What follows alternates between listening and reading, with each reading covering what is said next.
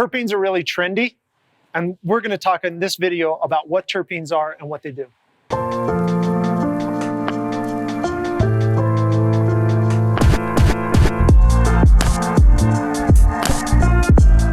What the heck are terpenes? Okay, they're like all the rage, Blake. They're all the rage. Why does it matter that I know what terpenes are? What the heck are they? So it kind of depends on who you talk to. So broadly defined, we will define terpenes as a flavonoid, right? It gives it some type of presence, flavor, experience. And so for what I would call traditional cannabis users, it's as much about the experience of your cannabis as it is the actual cannabinoids themselves. The thing that I think is a little bit hard for scientists to kind of wrap their heads around, and doctors, and you know, with cannabinoids, you can do a dose response. We're used to that, right? Yeah. You take X amount, you get this physiological effect, and we can do that with cannabinoids. Terpenes, not as much. I would never come out and say that lavender doesn't do anything because, you know what? There's plenty of people who will swear that it does. The difference is the science of it is finding the mechanism of action, meaning how does it actually do the thing that you say it's going to do? Mm-hmm. That's where the challenge is. And so do terpenes have a medical benefit by themselves? It's hard to say. We don't have any scientific data to prove that. Are terpenes the reason? Can we talk about terpenes and indica versus sativa? Yeah, absolutely. And that's how we should be talking about it. Because actually, medical cannabis nowadays, if you go back and you look at all the genetic strains that exist, there is almost very little difference between cannabinoid content in any of the strains.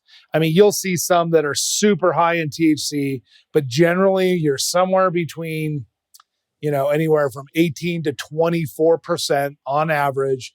And the only difference between this super sour diesel and, you know, that we're the purple haze and the purple haze that you're indicating is one is a sativa, one is an indica, is the terpene content. And even the terpenes don't vary tons, the actual terpenes in there. It's just the concentrations of those terpenes.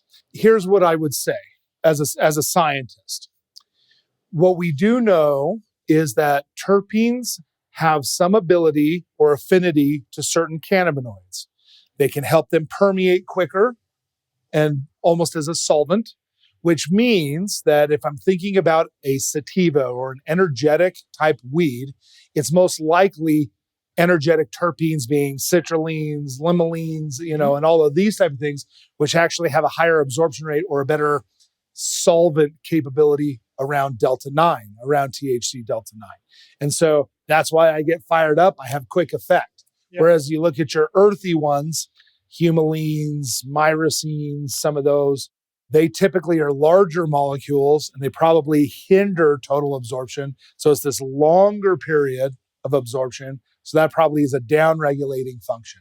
So you're saying that the more citrusy smells that I get in the flower may help this product be more energetic, more of a daytime product when I'm busy doing things and I'm using it for pain? Yes, potentially.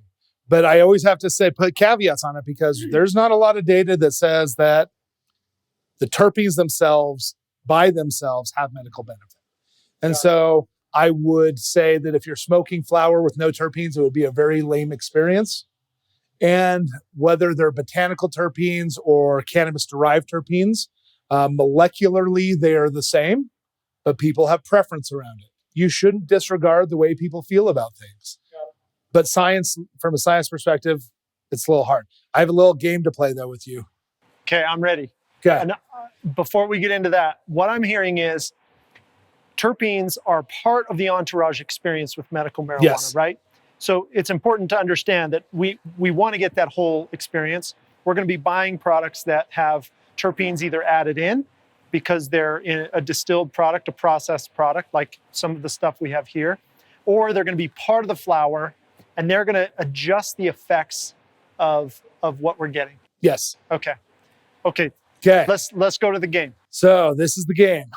I have extracted 3 different terpenes. Okay. And I'm going to have you sniff them. Okay. And kind of tell me what you think about them. Okay. right? And let's start with a nice one right here. This is all come from our latest batches of flower.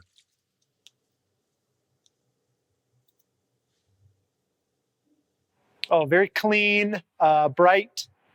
Yeah. Like, yeah, I can smell the citrusy almost in there. That's right. That's right. You got a little pinene in this one. There's citrulline, a limonene. Yeah, I like that. That's good. That's awesome, right? That could go in the candle and be in the house. And probably enjoyable experience. Smell this one. I'm scared. Okay. Nausea causing terrible smell. Terrible smell. Like, what's in that? I'm never going to recommend to any patient ever. Right. What is in there? So this is also just a natural terpene that's often found in cannabis and hemp. It's an adolescene, and it tends, I've heard people say, burnt peanut butter. Just like, right, just really pungent and nasty. Gagging. Okay, give me the next reason one. why this one is fun, I like to do this with people, is because there's a reason why you want to process if you're trying to really concentrate your THC and concentrate your cannabinoids, because you don't actually want to ingest this one. This one's nasty, right?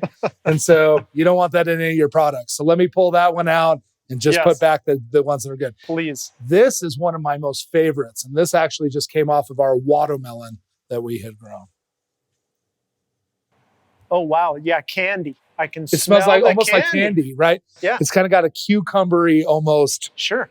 Yeah, and candy. So is this going to enhance the experience of the cannabis? Yeah. So the blends that are in both of these actually would be what we would consider more like a sativa effect, right? Got it. But as I said before, like everything is pretty much a hybrid now. Mm-hmm. And so it's the terpenes that are making the difference. And so both of these would be daytime use energetic. If you were to do this is a little bit of a thicker, nastier one. That would be a nighttime use, but I think you wouldn't want to use it. Let's talk about what terpenes might be energizing and what terpenes might be a little bit sedating or relaxing. Blake, are there 3 terpenes that come to mind, or 3 or 4 terpenes that come to mind that might be energetic or lively? Yeah, immediately what comes to mind is limonene, citrulline, caryophyllene. Those are probably the first 3 that pop into my head. I mean, look, there are a lot of terpenes. Let's be really clear. There's a whole bunch, but those are the first 3 that come to mind. Caryophyllene, typically.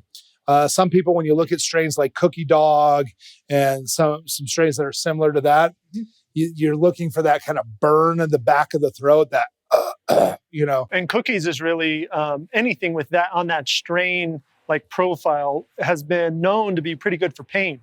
Is caryophyllene something that can help with some pain, inflammation, we think? Maybe, right? I mean, this is one of the reasons why people use like black curcumin and some of these Middle Eastern type spices and flavors, because supposedly they help with things like inflammation. Caryophyllene is actually a terpene that's found in pepper plants that come from the Middle East. Tell me about three or four terpenes that would be known to be maybe relaxing. Yeah. Something that I'm looking for when, anxiety, pain that I really need a therapeutic dose of something that really I need to relax. Quickly, 3 that just sort of come to mind immediately, I would say humulene, myrcene, and probably pinene. So I'm going to be looking for smells maybe that are woodsy, piney. Woodsy, piney, earthy. So and this is kind of a good general characteristic. Ones that's, I don't know if you can describe it this way. Go take your product of choice, and then you'll understand exactly what I'm saying. Ones that smell heavier, ones that seem to have thicker substance to them, ones that smell like earth. Those typically are larger molecules, and those typically have more relaxing effects than light, kind of breezy. I mean, the first terpene you smelled was like, oh, that's light, it's refreshing. That tends to be much more energetic. Nice. Well, there you go. A brief course on terpenes. Make sure you subscribe, because our next episode is going to be on the difference between hemp and marijuana.